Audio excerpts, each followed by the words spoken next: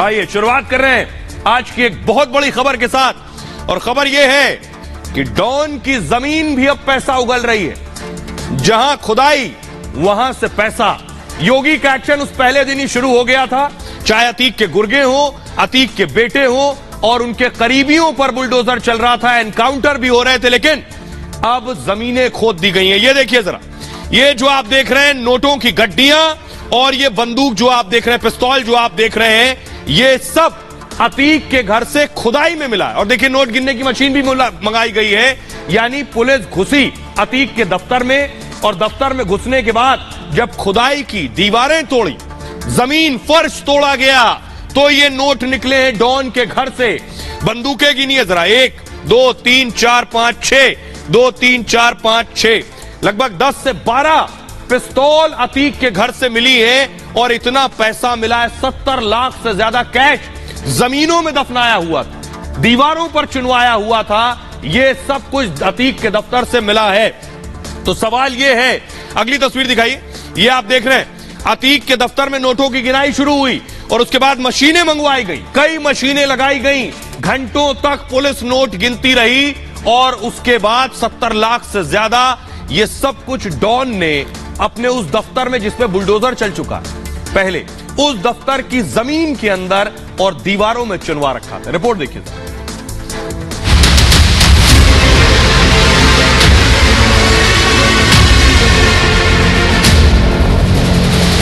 योगी की पुलिस ने डॉन की दीवारें तक खोद डाली है। डॉन के दफ्तर की जमीन भी अब कैश उगल रही है।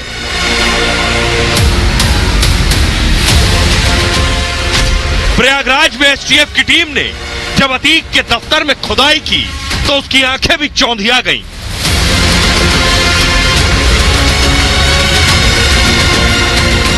पांच सौ के नोटों की गड्डियां बिछी हुई थी।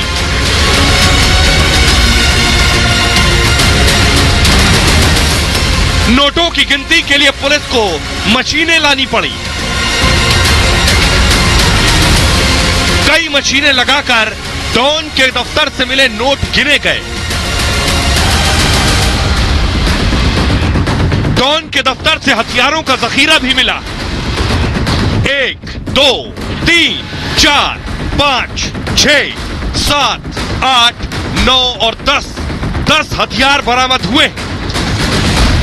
इसे भी पुलिस ने जमीन खोद कर निकाला है। पुलिस के एक्शन से साफ है कि अब अतीक गैंग को योगी के खौफ से कोई नहीं बचा सकता।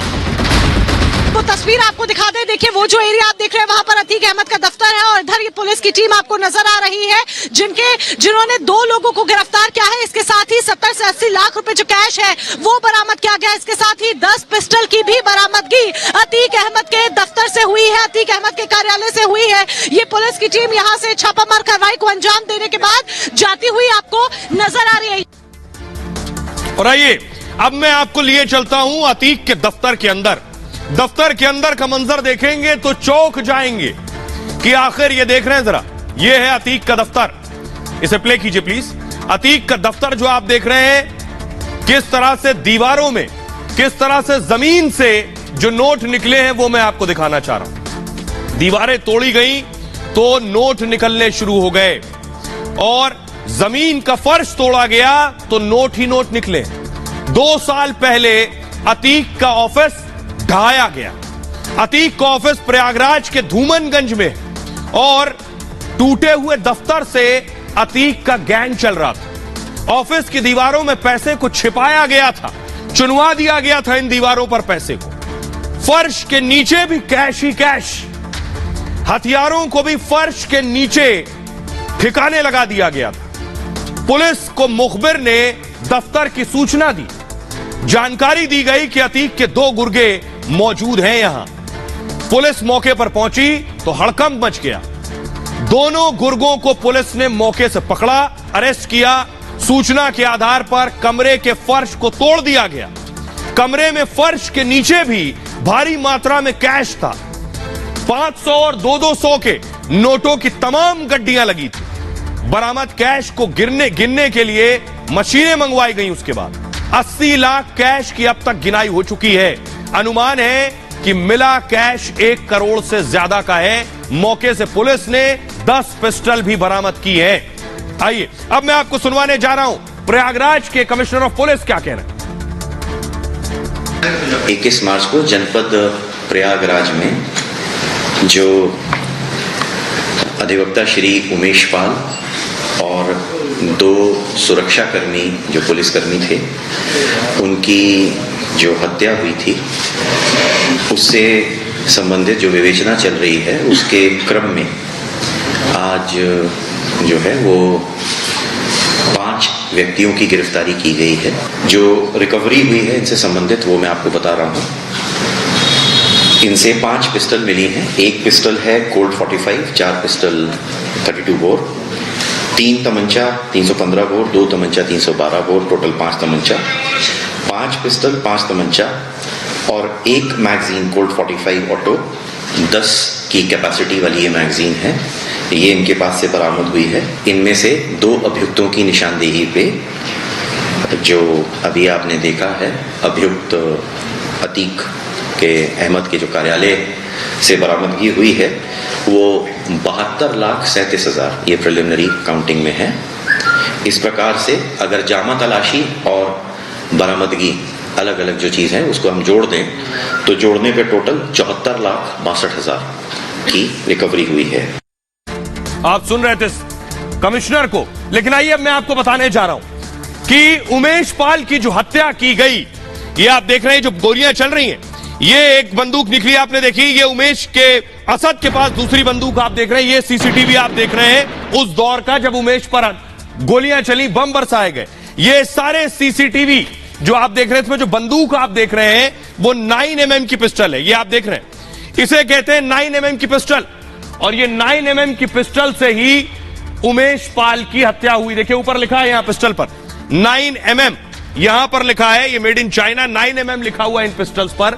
इन्हीं पिस्टल से उमेश पाल की हत्या की गई है। आइए अब मैं आपको बताने जा रहा हूं, इसकी गोलियां दिखाइए जरा। अगली तस्वीर ये आप देख रहे हैं, ये है 9mm पिस्टल की बुलेट्स। उमेश पाल का जब मर्डर हुआ यही हथियार इस्तेमाल किए गए थे। कौन है जो इन हथियारों को इस्तेमाल कर रहा था, और इस हथियार के बारे में आपको बताऊं, ये देख रहे हैं आप, ये है 9mm की पिस्टल। यूपी के माफियाओं की पहली पसंद है 9mm। उमेश हत्याकांड में भी यही 9mm पिस्टल का इस्तेमाल हुआ। शूटर्स के पास 4 9mm की पिस्टल मौजूद थी। अपराधियों को आसानी से ये 9mm पिस्टल मिल जाती है। बिहार और मध्य प्रदेश में अवैध तरीके से बनाई जाती है। सिर्फ 20 से 50 हजार रुपए में यह पिस्टल मिल जाती है। अवैध पिस्टल की गोलियां भी आसानी से उपलब्ध हैं। हथियार सप्लायर गोलियों की भी सप्लाई करते हैं। किसी भी मौसम में यह 9mm पिस्टल काम करती है। 80 के दशक में बनी तो ऑस्ट्रिया में इसका इस्तेमाल किया गया था। भारतीय सेना पिस्टल का इस्तेमाल कर रही है और कई राज्यों की पुलिस भी ये 9mm पिस्टल का इस्तेमाल करती है। 6 से लेकर 36 राउंड तक इसमें लगते हैं। भारत में 17 राउंड का इस्तेमाल होता है, यानी मैगजीन में एक साथ 17 गोली लगती है। अचूक निशाने के लिए जानी जाती है ये 9mm। 50 मीटर रेंज निशाना लगाया जा सकता है इसमें। 1230 प्रति सेकेंड स्पीड से गोली निकलती है इसमें। यह है 9mm पिस्टल। लेकिन अब आप समझ गए कि डॉन ने कैसे पैसा इकट्ठा किया, डॉन ने कहां से हथियार लिए। लेकिन डॉन का एक ऑडियो मैं आपको सुनवाने जा रहा हूं, एक फोन। डॉन ने उमेश की हत्या की जब प्लानिंग की 2018 में, उमेश को मारने की प्लानिंग की, और प्लानिंग यह थी कि उमेश को जब मारूंगा तो 15 दिन तक टीवी पर खबर चलेगी। जिस शख्स से कहा मुखबिरी करो, उस शख्स को अतीक ने जेल में बुलाकर पीटा था। उसी खालिद ने FIR करवाई थी अतीक के खिलाफ। देखिए जरा अतीक ने जब उसे फोन लगाया तो उससे क्या बात की। और तुमसे हम बैठ के वहाँ बरामदे में मिले रहे ना, जहाँ जेलर से लोग बैठे थे। हाँ। तब तक हमारी कोई नियत नहीं थी तुमको पीटने की। हम खुद समझ रहे थे। जब तुम्हारा हमने हाव भाव देखा, तुम्हारा रवैया देखा, समझे जी, तो क्या सिर्फ तुम्हारे रवैया पे खिसियाएंगे हम।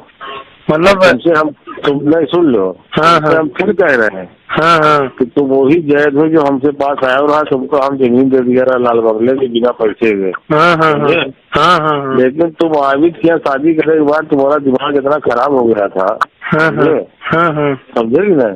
जी। अब न तुम फोन उठा रहे हो न तुम काजे की बात कर रहे हो। हाँ। अब 200 नंबर हमने मना करवाया कि तुम मत लिखवाना, लेकिन तुमने लिखवा लिया।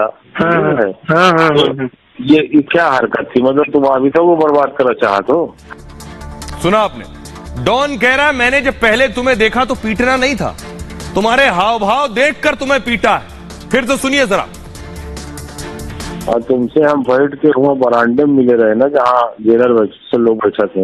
हाँ हाँ हाँ हाँ तब तक हमारी कोई नियत नहीं थी तुमको पीटने की। हम खुद समझ रहे थे। जब तुम्हारा हमने हाव भाव देखा, तुम्हारा रवैया देखा, समझे जी। तो क्या सिर्फ तुम्हारे रवैया पे खिसियाएंगे हम। मतलब तुम नहीं सुन लो। हाँ, हाँ। हम फिर कह रहे हैं हाँ हाँ कि तुम वही जैद हो जो हमसे पास आया और हाँ तुमको हम जमीन दे दिया रहा लाल बंगले के बिना पैसे के। हाँ हाँ हाँ हाँ लेकिन तुम आबिद के यहाँ शादी करने के बाद तुम्हारा दिमाग इतना खराब हो गया था, हाँ हाँ समझे कि नहीं? जी। अब न तुम फोन उठा रहे हो न तुम काजे की बात कर रहे हो। हाँ। अब 200 नंबर हमने मना करवाया कि तुम मत लिखवाना, लेकिन तुमने लिखवा लिया। हाँ हाँ ये क्या हरकत थी? मतलब तुम आबिद को बर्बाद करना चाहते हो?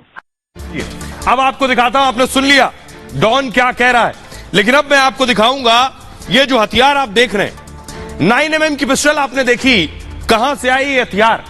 कौन सप्लाई करता है डॉन को ये सारे हथियार? डॉन के पास से जो पिस्टल बरामद हुई है वो आपने देख ली। लगभग 10 से ज्यादा हथियार बरामद हुए। आज मैं आपको मिलवाने जा रहा हूं सप्लायर से। अगर अगली तस्वीर है, ये देखिए, ये है हथियारों के सप्लायर जिन्हें आज पुलिस ने उठा लिया है। अगली तस्वीर दिखाइए जरा। इन सप्लायर्स के पास से हथियार बरामद हुए हैं।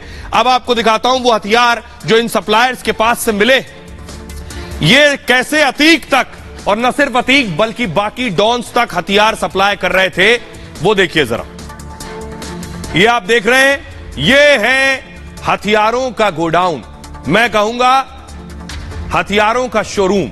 चारों तरफ आपको बंदूकें नजर आ रही हैं। यूपी एटीएस ने 2 हथियार सप्लायर गिरफ्तार किए। यूपी के आजमगढ़ में एटीएस ने एक कार्रवाई की है। गिरफ्तार आरोपी राम शब्द यादव और संजय यादव। आरोपियों के पास से 32 बोर के 10 पिस्टल मिले हैं और 20 मैगजीन और 2 जिंदा कारतूस बरामद हुए। मध्य प्रदेश से लाकर उत्तर प्रदेश में हथियार बेचे जा रहे थे। आजमगढ़ के आसपास हथियार सप्लाई का धंधा है। मुख्तार और अतीक आजमगढ़ के आसपास ही सक्रिय हैं और अतीक गैंग का पावर सेंटर कहां है? प्रयागराज में। आजमगढ़ से हथियार ये प्रयागराज आ रहे थे और उमेश हत्याकांड में 4 पिस्टल्स इस्तेमाल हुई हैं। पुलिस हथियार सप्लायर और अतीक का लिंक खंगाल रही है, जबकि मुख्तार गैंग मऊ और गाजीपुर में सक्रिय है। आजमगढ़ और मऊ में राम शब्द पर 31 मुकदमे दर्ज हैं, जिसे पकड़ा है पुलिस ने, एटीएस ने। अब आप सोचिए जरा, ये हथियार खरीदने के पैसे कहां से आ रहे थे? ये हथियार खरीदने के पैसे कोई और नहीं बल्कि अतीक तक पहुंचाने वाले बहुत से लोग थे। कौन है अतीक को जो पैसा देता है, फंड करता है? आपको जानकर ताज्जुब होगा, अतीक को पैसा देने वाले बड़े बड़े डॉक्टर्स हैं। वो डॉक्टर्स पैसा दे रहे हैं अतीक को, जो या तो अतीक से डरते हैं या अतीक से बचने के लिए उसे पैसा दे रहे थे। लगभग 20 डॉक्टर्स अतीक को फंड करते हैं, डॉन को पैसा देते हैं ये डॉक्टर।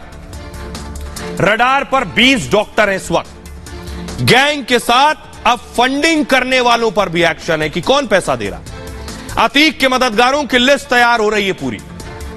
खुफिया विभाग ने 20 डॉक्टर्स की सूची तैयार की। शक यह है कि डॉक्टर डॉन अतीक को फंडिंग करते थे। इंटेलिजेंस ने रिपोर्ट दी है, डीएम और एसपी को यह रिपोर्ट भेजी गई है कि डॉक्टरों की गतिविधियों की निगरानी की जा रही है। कौन से डॉक्टर्स हैं, संपत्तियों और मिलने वालों की जांच शुरू हो गई है। कौशांबी में कुछ डॉक्टर्स से पुलिस ने पूछताछ की है। पूछताछ के बाद से बाकी डॉक्टर्स अलर्ट पर हैं। खबर है 2 डॉक्टरों ने अपने अस्पताल बंद कर दिए, बाकी डॉक्टर्स भी क्लिनिक से गायब चल रहे हैं और इन 20 डॉक्टर्स में कुछ सरकारी कर्मचारी भी हैं।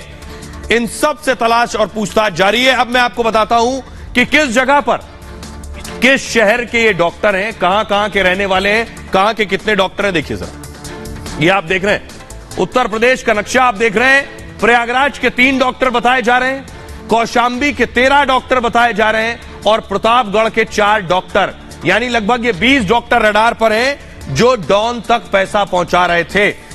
लेकिन कि आखिर डॉन तक पैसा पहुंचा रहे डॉक्टर, डॉन अंदर है, डॉन अंदर है तो बाहर कौन संभालता है? जब डॉन अंदर, अतीक अंदर चला जाता है तो पत्नी काम संभालती है बाहर। अगली तस्वीर दिखाई। मुख्तार जब अंदर है तो पत्नी काम संभालती है, तो ये लेडी डॉन बन जाती है। कैसे, ये मैं आपको बताऊं। दोनों के बारे में अभी शाइस्ता फरार है, आप जानते हैं, अतीक की पत्नी, क्योंकि अतीक की पत्नी का भी एनकाउंटर में रोल सामने आया है। अब देखिए जरा, देख रहे हैं दोनों डॉन अंदर हैं, बाहर काम कौन देख रहा था? सबसे पहले अतीक की बात करते हैं। डॉन अतीक साबरमती जेल में गैंग को पत्नी शाइस्ता चला रही, सभी गुर्गों की कमांडर शाइस्ता ही है।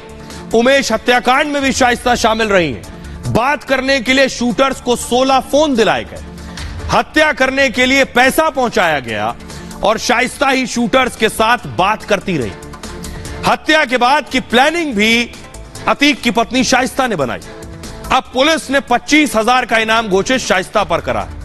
अब मुख्तार जब अंदर है तो कौन बाहर काम देख रहा था? मुख्तार कई सालों से जेल में बंद है, पत्नी अफशा बाहर मुख्तार का कारोबार संभाल रही थी। गैंगस्टर के मामले में अफशा भी नामजद है। 31 जनवरी 2022 को केस दर्ज किया गया। फरार भगोड़ा भी घोषित हो चुकी है अफशा, और अब तक फरार है, अफशा का पता नहीं है। तो ये बताने का मकसद ये था कि न सिर्फ मुख्तार और अतीक, इन जैसे जितने डॉन और माफिया हैं, जब ये जेल में होते हैं तो इनकी पत्नियां बाहर काम देखती हैं। खबरों में आगे बढ़ते हैं। आज की एक और बहुत बड़ी खबर है। पूरा देश और देश की पुलिस अमृतपाल को खोज रही है। अमृतपाल कहां है? ये चेहरा देखिए, 1, 2 और 3, भेष बदलने में माहिर है। क्या अमृतपाल भेष बदलकर भाग गया है? ये मैं इसलिए कह रहा हूं कि अमृतपाल को पुलिस खोज रही है बहुत दिन से। आज कोर्ट कह रही है पंजाब में 80,000 पुलिस वाले हैं, 80,000 पुलिस मिलकर भी नहीं खोज पाई अमृतपाल को। कहां चला गया अमृतपाल? जमीन निकल गई, आसमान खा गया। अगली तस्वीर दिखाई। लेकिन अमृतपाल क्या भागकर अपनी पत्नी के पास चला गया है? अमृतपाल की पत्नी, और ये अमृतपाल की शादी की तस्वीर मैं आपको दिखा रहा हूं, पत्नी को भी दिखाऊंगा बाद में। क्या भागकर पत्नी के पास चला गया है? अगली तस्वीर दिखाई। क्योंकि अमृतपाल भेष बदलने में माहिर है। 2 भेष आप देख रहे हैं, एक छोटी दाढ़ी बिना पगड़ी, दूसरा बड़ी दाढ़ी पगड़ी के साथ। अमृतपाल ने अगर भेष बदल लिया है तो अमृतपाल देश से फरार हो सकता है। रिपोर्ट देखिए।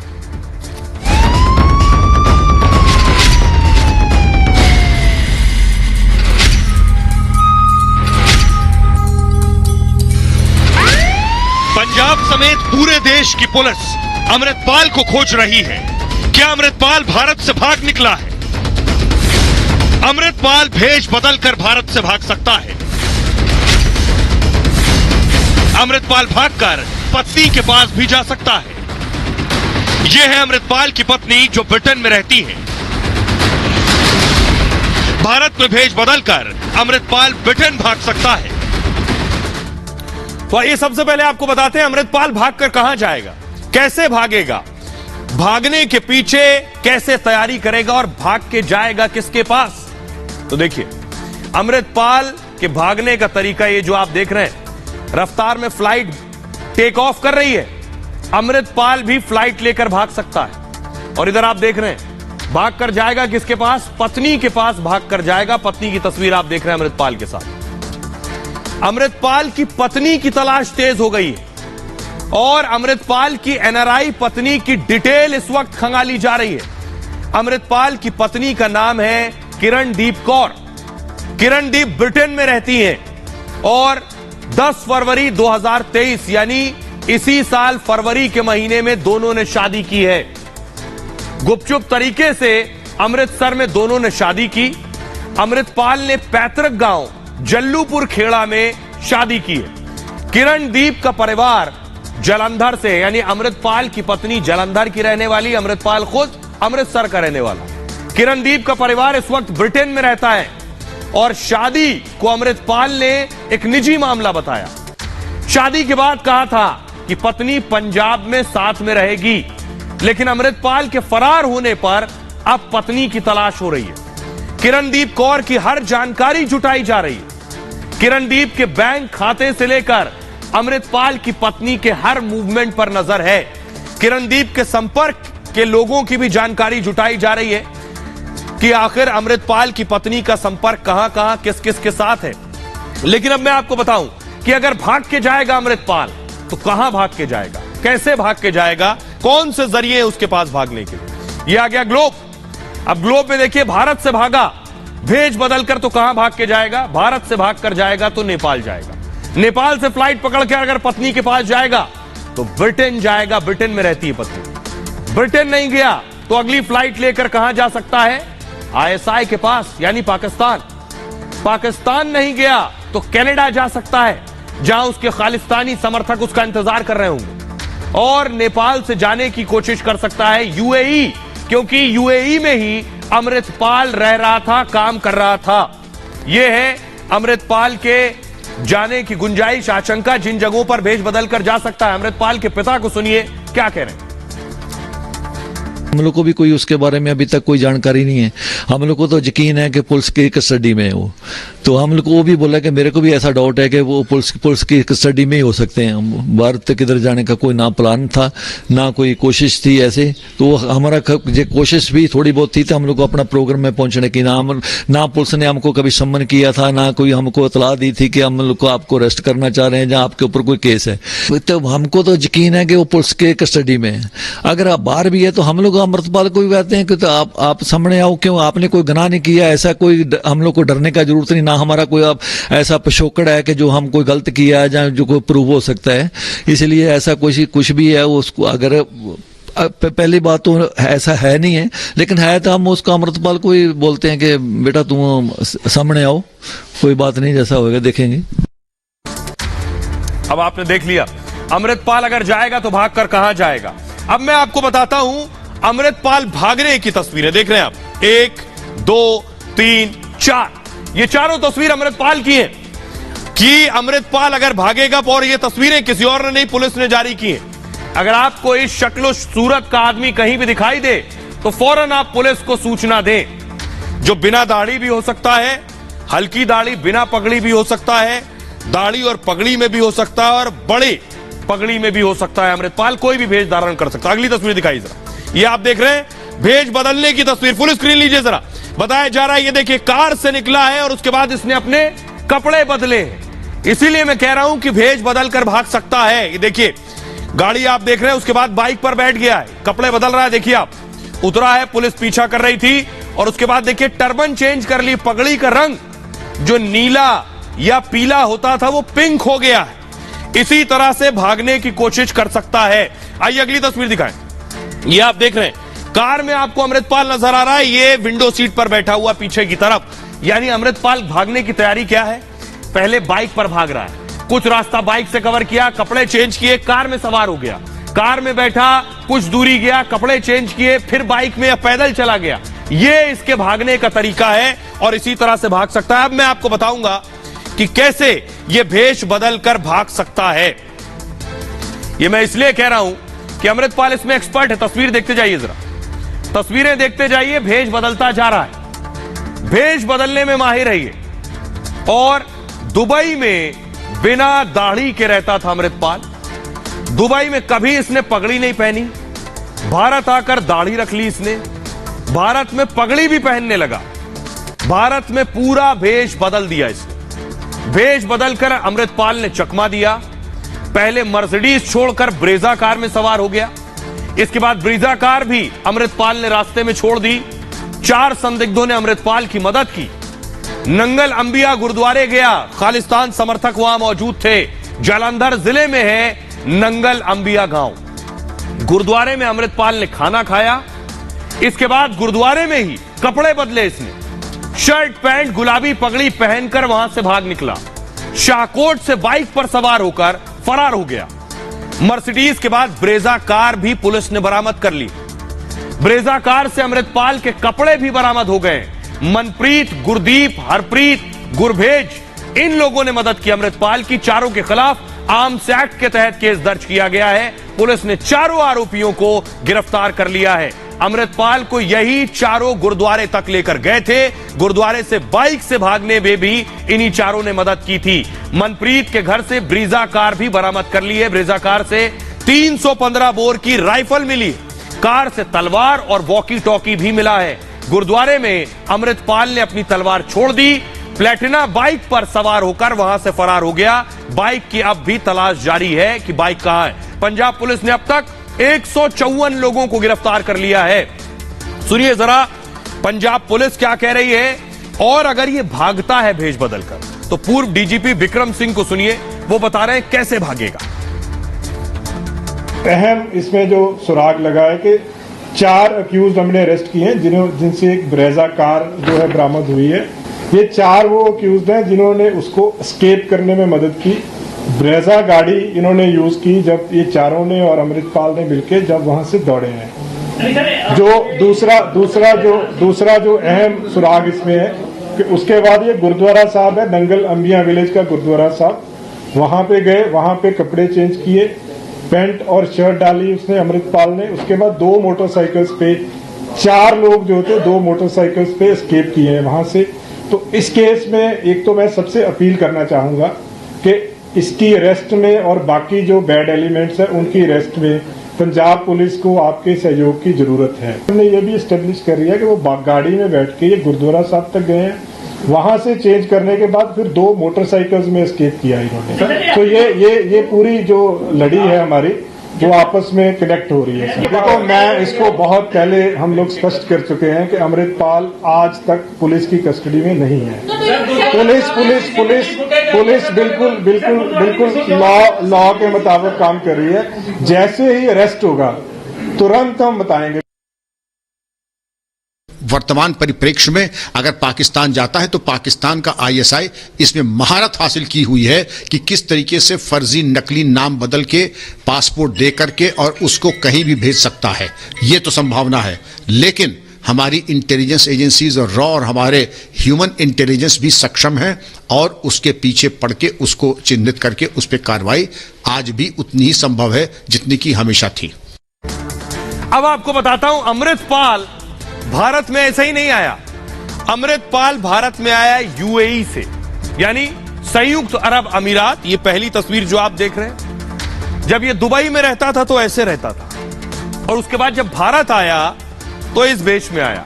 अब आप सोचिए कुछ खास वजह, आखिर हिंदुस्तान आने के बाद रहने का तरीका क्यों बदल लिया अमृतपाल ने? ये 2 तस्वीरों से आपको अंदाजा होगा।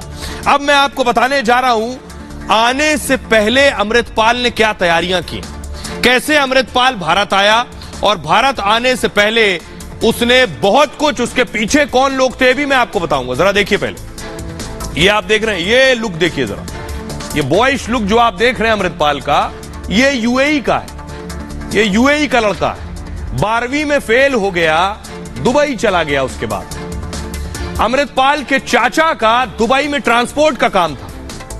दुबई 2015 से दुबई में अमृतपाल ट्रक चला रहा था। इसके बाद आईएसआई के संपर्क में आ गया। दुबई में ही आईएसआई एजेंट के संपर्क में था। ये आंखों के इलाज के दौरान अमृतपाल आईएसआई के गुर्गे से मिला। आईएसआई ने अमृतपाल को भारत विरोधी मुहिम के लिए तैयार किया। अब देखिए उसके बाद क्या हुआ। आईएसआई ने तैयार कर लिया। अगला लुक देखिए जरा, दुबई से कहां गया? दुबई से अमृतपाल भारत नहीं आया, दुबई से गया जॉर्जिया।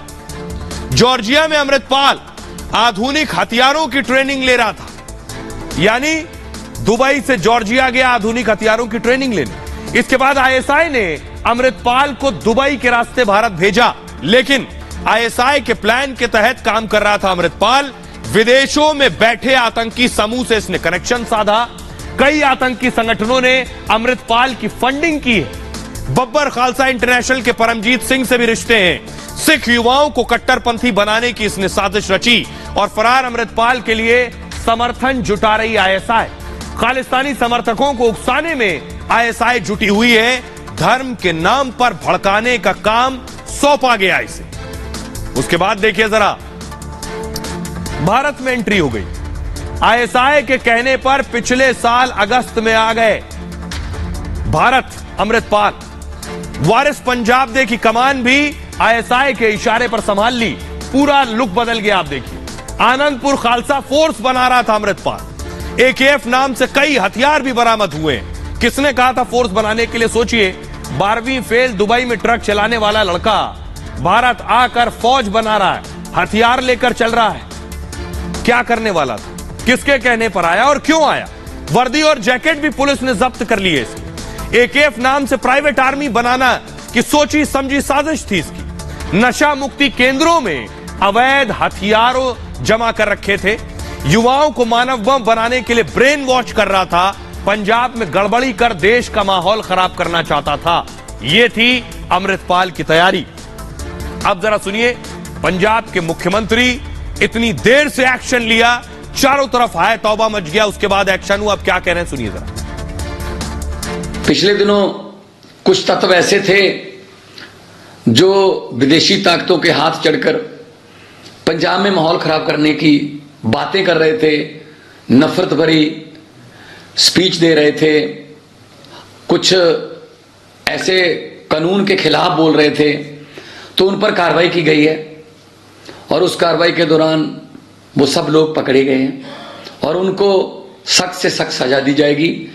आम आदमी पार्टी एक कट्टर देशभक्त और ईमानदार पार्टी है।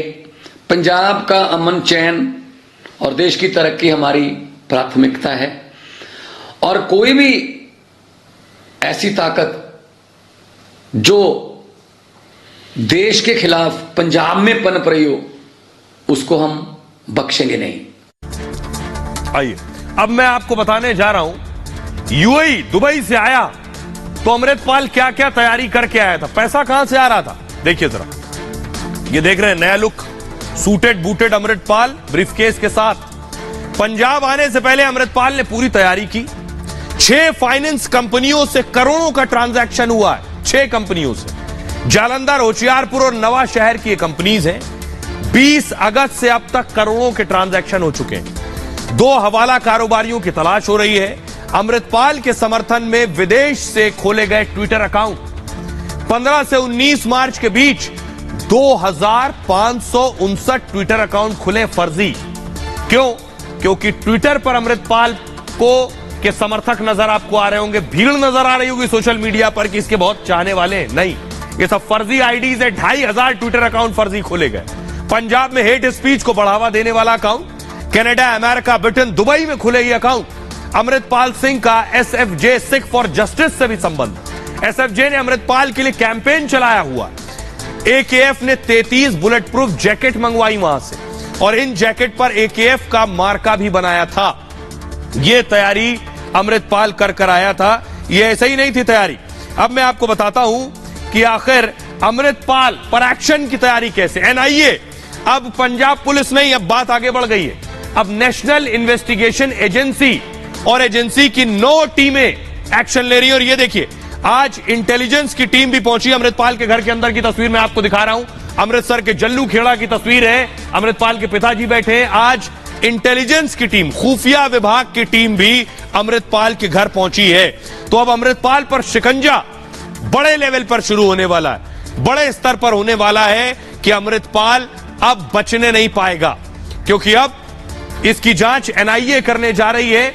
एनआईए न सिर्फ अमृतपाल को पकड़ेगी बल्कि इसका टेरर एंगल जो है, जो पाकिस्तान आईएसआई से जुड़ा है, उस पर भी जांच करेगी। खालिस्तान समर्थक अमृतपाल पर चौतरफा एक्शन हो रहा। एनआईए की 9 टीमों ने जांच शुरू की है। हथियारों, विदेशों से लिंक और फंडिंग की जांच, आईएसआई से लिंक की जांच भी एनआईए कर रही है। अमृतपाल के 458 करीबियों की पहचान हुई है और अमृतपाल, इसे मूव कीजिए आगे प्लीज, 458 करीबियों की पहचान हुई है अब तक अमृतपाल की। एनआईए इसे इन्वेस्टिगेट कर रही है। लेकिन अमृतपाल आखिर कहां है, एनआईए जल्द ही वहां तक पहुंच जाएगी। लेकिन मैं आपको दिखाने जा रहा हूं कि आखिर एनआईए कहां किन किन शहरों में पहुंचकर रेड करने वाली है।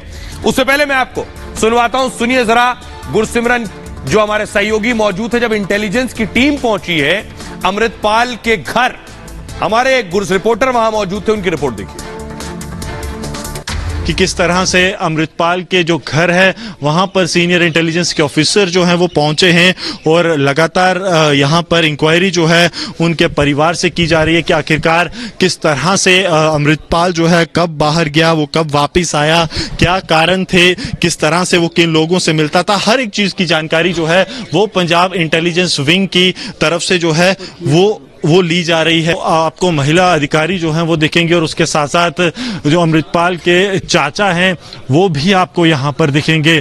कुछ डिटेल्स जो हैं वो यहाँ पे नोट डाउन महिला अधिकारी द्वारा की जा रही हैं कि आखिरकार क्या क्या चीजें थी जिनके बारे में उन्हें जानकारी जो है वो पंजाब पुलिस को चाहिए। और मोहाली से ये टीम बताया जा रहा है कि यहाँ पर पहुंची है, इंटेलिजेंस के दफ्तर से ये टीम यहाँ पर आई और हर एक चीज की अहम जानकारी जो है वो हासिल की जा रही है। लगातार यहाँ पर अमृतपाल के घर के बाहर जो है इंटेलिजेंस ऑफिशियल्स यहाँ पर आ रहे हैं, पुलिस यहाँ पर आ रही है और बताया जा रहा है कि जो डिटेल्स साझी की गई हैं पंजाब पुलिस की तरफ से, इंटेलिजेंस विंग की तरफ से, वो ये बताती हैं कि किसी बड़े चीज को प्लान करने की फिराक में था अमृतपाल, उसी को लेकर अब जो है पंजाब पुलिस की तरफ से और उसके साथ साथ राष्ट्रीय एजेंसियां यहाँ पहुंची हैं। आइए अब मैं आपको दिखाने जा रहा हूं कि अमृतपाल कैसे भागा है।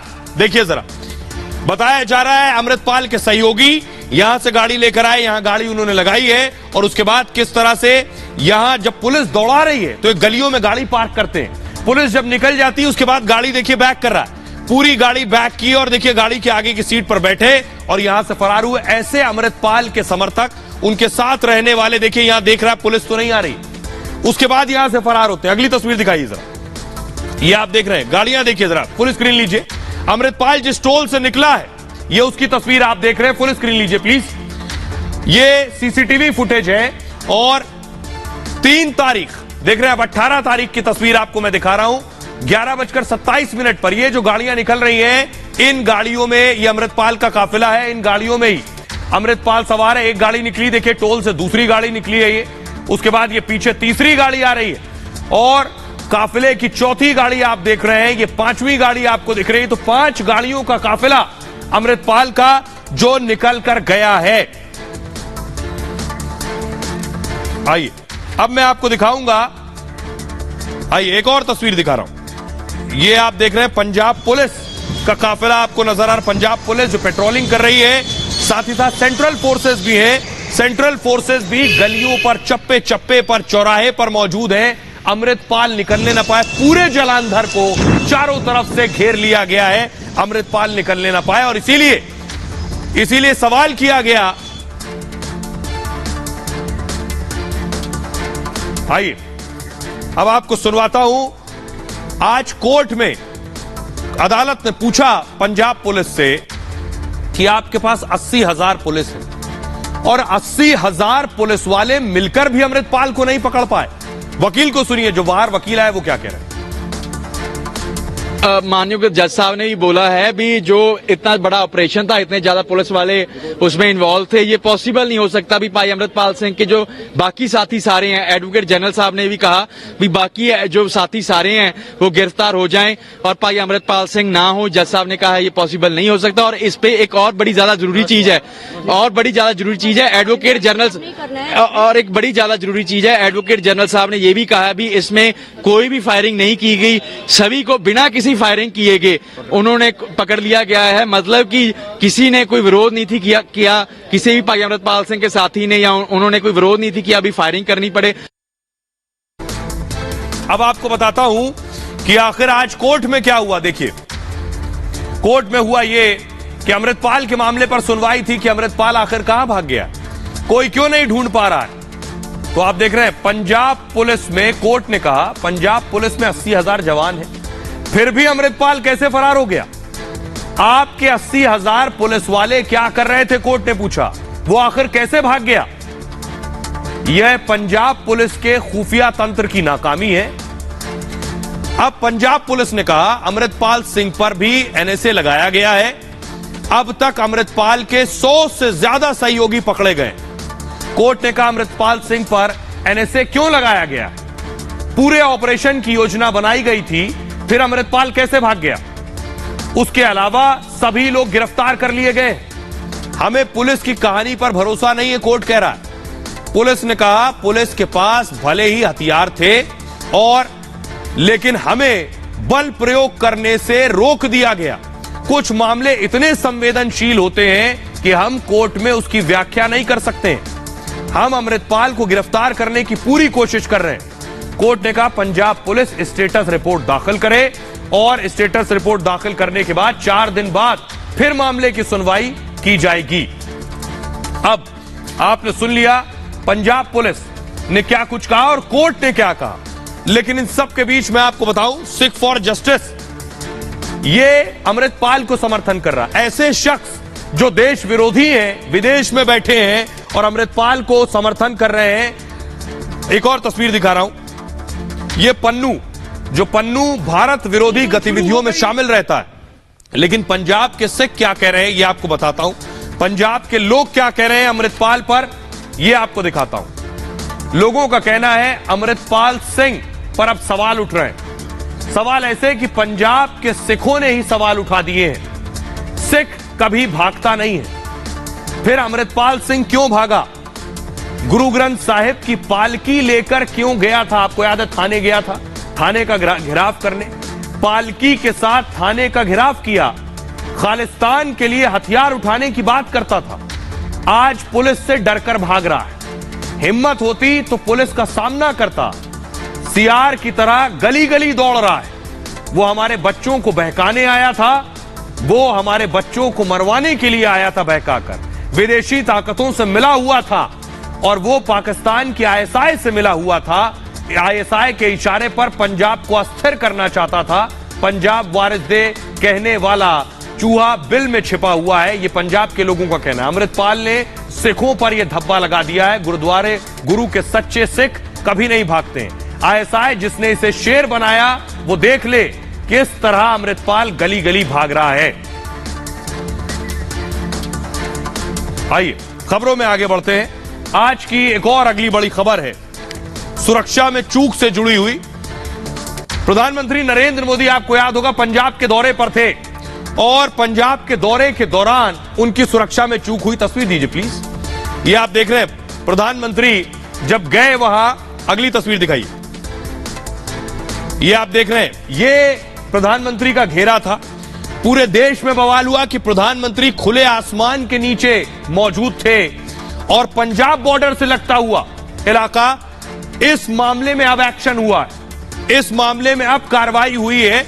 आपको बताता हूं क्या एक्शन हुआ है और बड़े बड़े अधिकारियों पर कार्रवाई की गई है कि आखिर प्रधानमंत्री नरेंद्र मोदी की सुरक्षा में इतनी बड़ी चूक कैसे हुई। तो चूक कैसे हुई, अब जवाबदेही भी बनती है। पंजाब में प्रधानमंत्री की सुरक्षा को लेकर एक्शन हुआ। सीएम मान ने अब कार्रवाई के आदेश दिए। 9 बड़े अफसर दोषी पाए गए थे, सिर्फ 3 पर कड़ी कार्रवाई होगी, जिनमें तत्कालीन डीजीपी, डीआईजी और एसएसपी शामिल हैं। इनके खिलाफ चार्जशीट दाखिल होगी और बाकी अफसरों को कारण बताओ नोटिस दिया गया है।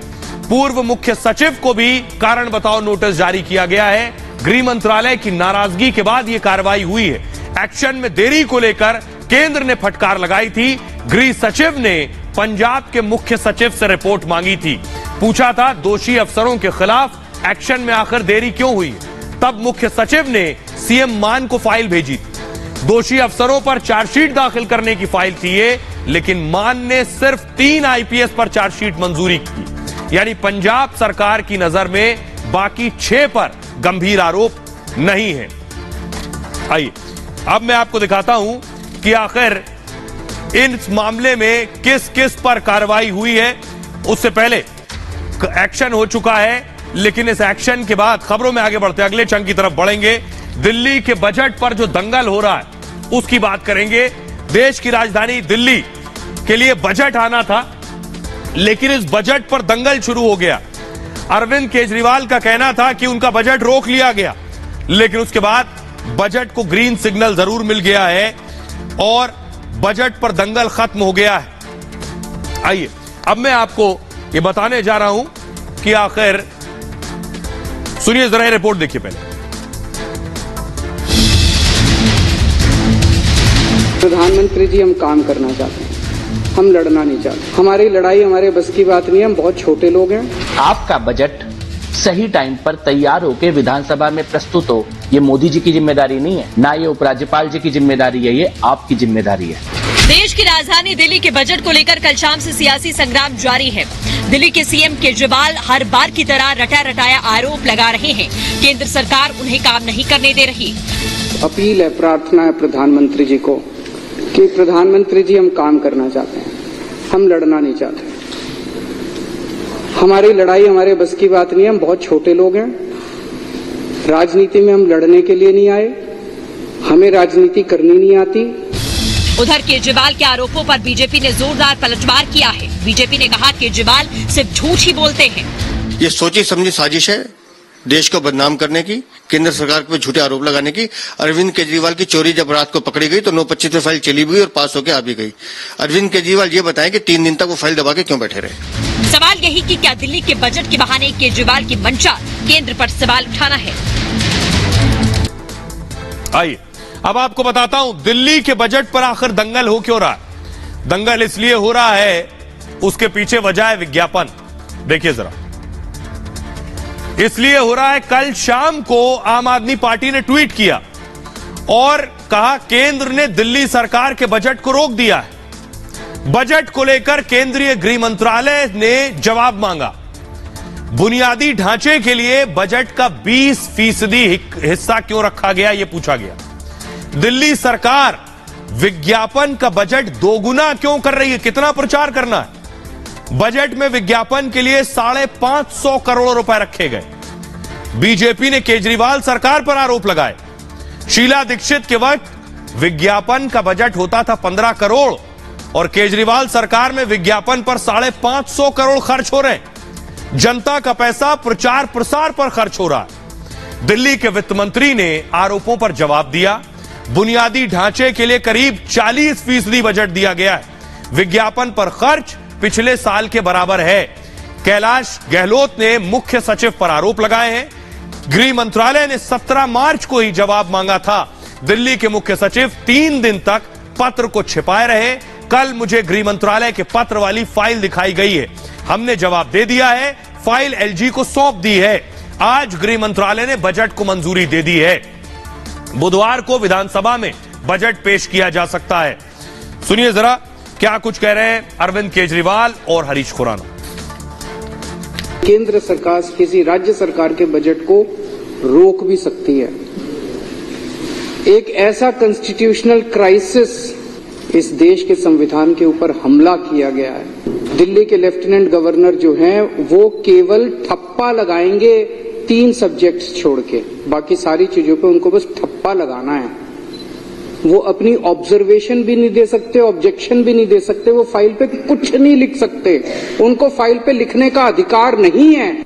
ये जितने लोग हैं, चाहे ये बीजेपी के हैं, कांग्रेस के हैं, आम आदमी पार्टी, इनको जनता ने चुन के भेजा, फिर ये किस लिए चुने गए हैं? अगर एलजी ने ही दिल्ली चलानी थी तो। बजट के अंदर 20,000 करोड़ तो इंफ्रास्ट्रक्चर पे है, 500 करोड़ एडवर्टाइजिंग पे है। अब ये 520,000 से ज्यादा होता है, ये तो हमने नहीं सुना था। तो मैं कह रहा हूं भाई, जो पूरी की पूरी अनपढ़ों की जमात बिठा रखी है, पढ़े लिखे लोगों को बिठाओ वहां पे, ताकि वो कम से कम बजट पढ़ने की क्षमता तो रखते हो। केंद्र सरकार जानबूझकर उनका बजट को पेश नहीं होने देना चाहती। आज जिस प्रकार से जब उनका झूठ पकड़ा गया और तुरंत एमएचए ने उनकी फाइल आपने जब पहुंचाई, पास कर दी, ये दिखाता है कि केंद्र सरकार आपके साथ मिलकर काम करना चाहती है। लेकिन आइए, देश में आजकल बाबाओं की बात हो रही है। एक और बाबा आ गए, इनका नाम है चमत्कार पर सवाल और बवाल ही बवाल। तस्वीर दिखाइए जरा, तस्वीर दिखाइए प्लीज। और ये आप देख रहे हैं, ये है बाबा करौली सरकार नाम है इनका। करौली सरकार ने क्या किया, अगली तस्वीर दिखाइए। ये भी चमत्कार दिखाते हैं, फुल स्क्रीन लीजिए जरा, इनका चमत्कार दिखाइए। वरुणदेव चंद्रदेव शीतल करें इसका मस्तिष्क और शरीर। फुल स्क्रीन लीजिए प्लीज। ओम 3 बार बोलो ओम नमः शिवाय। ऊर्जा कम कर दिया शरीर से, बाहर निकाल लीजिए। ओम शिव वरुण देव चंद्रदेव शीतल करें इसका मस्तिष्क और शरीर। बैलेंस। ओम 3 बार बोलो ओम नमः शिवाय। ऊर्जा कम कर दिया शरीर से। अब आपको दिखाता हूं, ये डॉक्टर साहब को देख रहे हैं बिस्तर पर आप, ये भी गए थे बाबा के दरबार में। इन्होंने बाबा के चमत्कार पर सवाल उठा दिए। उसके बाद वहां जो बाबा के समर्थक थे उन्होंने डॉक्टर साहब को बेरहमी से पीटा। अब डॉक्टर साहब अस्पताल में भर्ती हैं। तो चमत्कार पर जो सवाल उठाए गए वो मैं आपको दिखाता हूं।